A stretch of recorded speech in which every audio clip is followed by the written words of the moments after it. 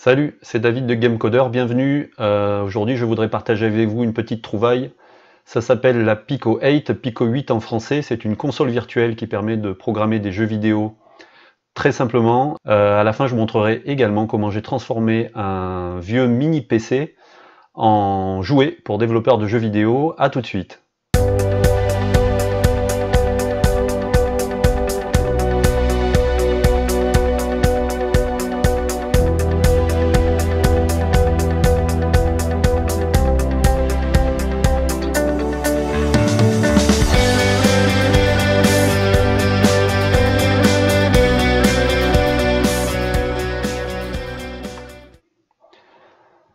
Alors c'est parti pour une petite démonstration de la Pico 8. Alors en fait c'est tout simplement une console virtuelle. C'est-à-dire que au sein d'un seul logiciel, nous avons un éditeur de code, ici où on peut taper en fait du code, un éditeur de sprite, où on peut dessiner ses propres sprites, un éditeur de map, où à partir des sprites qu'on aura créés, on va pouvoir créer nos propres niveaux. Démonstration. Voilà. On peut aussi enregistrer, programmer des sons et faire des musiques. Donc c'est super fun. C'est créé au Japon, pas par un japonais, mais l'auteur habite au Japon. Il a lancé ça il y a quelques temps, ça a fait vraiment le buzz. Donc c'est livré avec des démos. Je vais vous montrer un petit peu ce qu'on peut faire avec.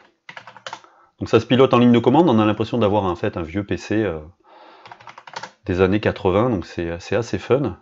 Donc par exemple je vais charger cette ROM ici, et donc là voilà, vous avez le code entièrement tapé à l'intérieur de la Pico 8, l'éditeur de sprite avec tous les sprites utilisés pour les décors, le personnage qui est animé comme vous le voyez, l'éditeur de map avec la map, les écrans éventuels, les logos qui sont utilisés. Oups. Voilà. Donc on peut modifier comme ça les niveaux. Et ensuite, il suffit de faire run. Et voilà.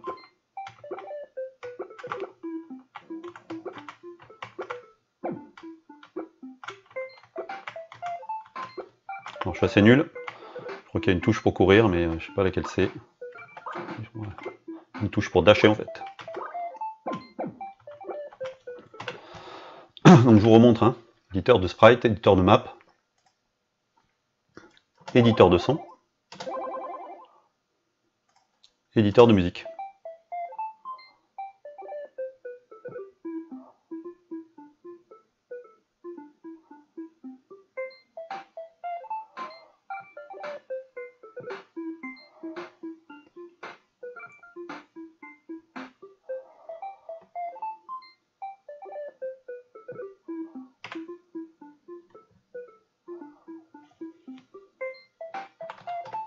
Alors comme j'ai un petit peu de temps, je vais vous montrer globalement comment on programme en Pico 8.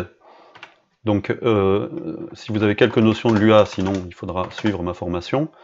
Il y a simplement trois fonctions à créer qui sont obligatoires. C'est la fonction init, si mes doigts veulent bien m'obéir. Ensuite on a la fonction update qui pour mettre à jour les données du jeu. Et ensuite la fonction draw qui se charge d'afficher l'écran. Donc ça ressemble un peu à ce qu'on trouve en Love 2D. Donc si vous avez fait du Love 2D, vous ne serez pas dépaysé. Ce qui est génial, c'est qu'il n'y a pas de... Tout est en majuscule, donc il n'y a pas de minuscule majuscule. On va créer un sprite. Donc on va créer un sprite. Ça va être du grand art. On va faire un truc comme ça.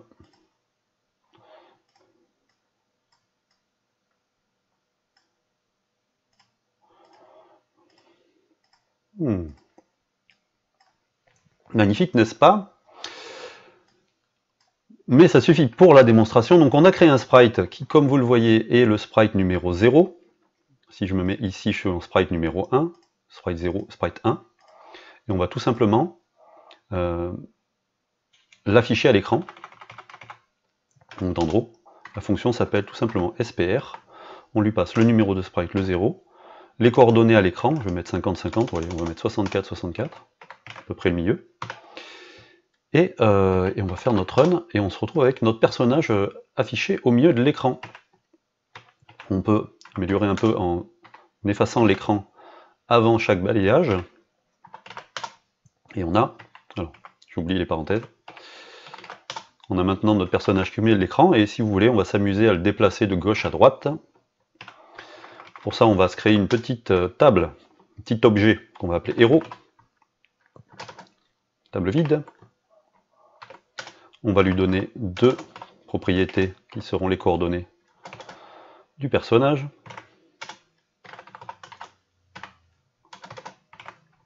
Voilà. Du coup, maintenant, on va afficher notre héros, non pas à des coordonnées en dur, mais coordonnées qu'on a définies dans notre table. On va vérifier que tout fonctionne. Voilà, aucune différence.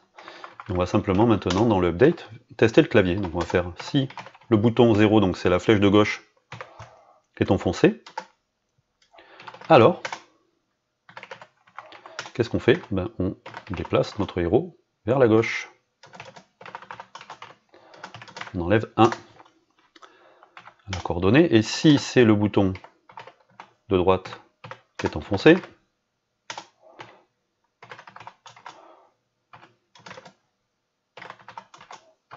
on se déplace vers la droite. C'est pas plus compliqué. On peut maintenant déplacer notre personnage de gauche à droite. Voilà, à partir de là, tout est possible.